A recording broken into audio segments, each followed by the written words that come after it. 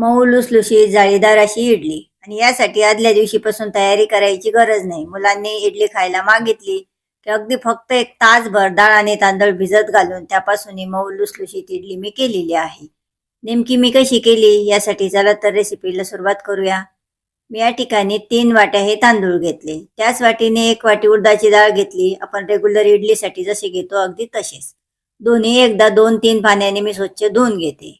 आणि राशनचे तांदूळ आहे. तुमच्याकडे हे नसेल तर कोणताही जुना मोकळा भात शिजणारा तांदूळ घ्या. आता अतिशय महत्वाची गोष्ट म्हणजे याला भिजत घालणे. यासाठी नॉर्मल टेम्परेचरवरचं पाणी नाही घालायचं, तर आपण हे फक्त एक तासभर भिजत घालणार आहोत. म्हणून मी गरम केलेलं पाणी यामध्ये घालते. गरम केलेल्या पाण्यामुळे लवकर भिजतात आणि मिक्सरमधून हे वाटायला सोपे जाते. बाकी काहीच नाही. आता तुमच्याकडे असलेलं मिक्सर जास्त वॅटचं असेल तर फक्त अर्धा तासही भिजत घातलं तरीही चालतं. पण जनरली सर्वांकडे 300 ते 400 वॅटचं मिक्सर असतं. त्यामुळे जड जाऊ नये वाटायला म्हणून मी आता हे 1 तासभर भिजत घालून देते.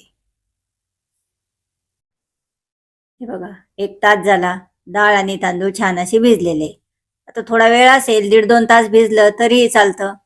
आता याला वाटून घ्यायचं. आता आपण जनरली वाटत असताना उडदाच्या डाळीतलं जे पाणी आहे ते वापरतो, कारण हे छान असं फर्मेंटेशन होण्यासाठी. पण आपण या ठिकाणी तसलं काहीच करणार नाहीये. वेळेवरच ही इडली करणार आहोत.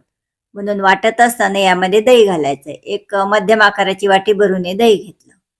आता दही फार जास्त नाही घालायचं, तर 1-1, 2-2 चमचे, कारण आपल्याला याचं बॅटर फार पतलंही करायचं नाहीये. इडली लावण्यासाठी आपण नॉर्मली इडली करतो त्याप्रमाणेच हे बॅटर करायचं.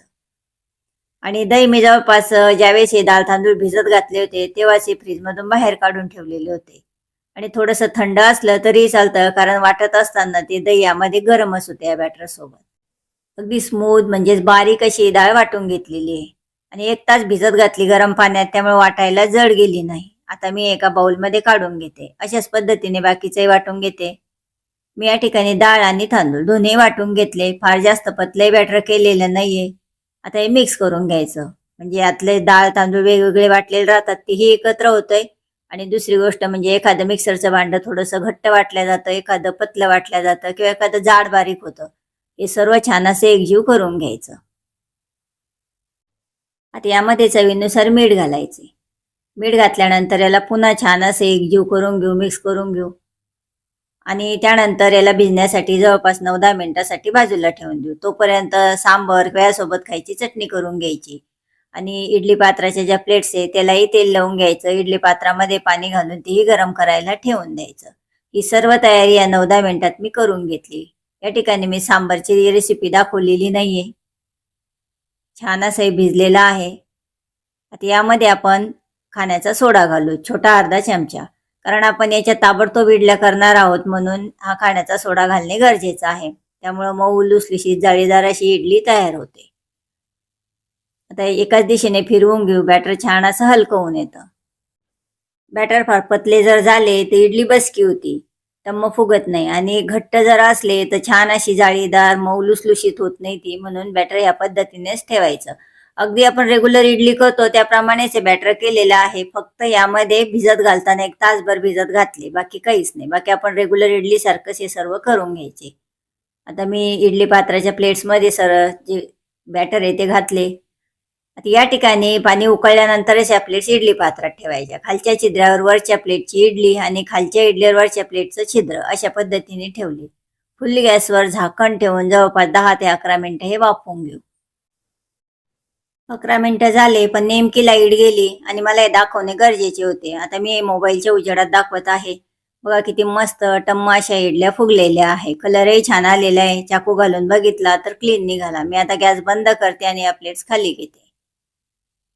तोपर्यंत लाईट येईल. इडली पात्राची प्लेट हातात धरण्याजोगी थंड झाली की चाकूने किंवा चमच्याने इडलीच्या ज्या कडा आहे त्या मोकळ्या करायच्या आणि काढून घ्यायची. बघा किती मस्त जाळीदार अशी इडली झालेली आहे. अगदी मऊ लुसलुशी स्पंजी अशी झालेली आहे. बघू शकता अगदी रबर सारखी वाटते, इतकी मस्त झालेली आहे. आणि वाटतच नाही की फक्त डाळ तांदूळ आपण 1 तासभर भिजत घातले. अगदी रेग्युलर इडलीपेक्षाही जास्त मस्त होती ती. तोंडात टाकताच विरघळते खात असताना. आता एखाद्या वेळेस मुलांनी इडली मागितली आणि आदल्या दिवशीपासून तयारी नसेल, याचं जर तुमच्याकडे प्रीमिक्स वगैरे नसेल तर अशा पद्धतीने फक्त तासभर डाळ तांदूळ भिजत घालून त्यापासून अशी मऊ लुसलुशीत अगदी तोंडात जाताच विरघळणारी इडली करू शकता. रेसिपी आवडली असेल तर नक्कीच लाईक शेअर कमेंट करायला विसरू नका प्लीज. आणि अशी इडली केल्यानंतर तुमच्या घरच्यांना आवडली की नाही हे कमेंटमध्ये सांगायला विसरू नका. रेसिपी शेवटपर्यंत बघितल्याबद्दल खूप खूप धन्यवाद.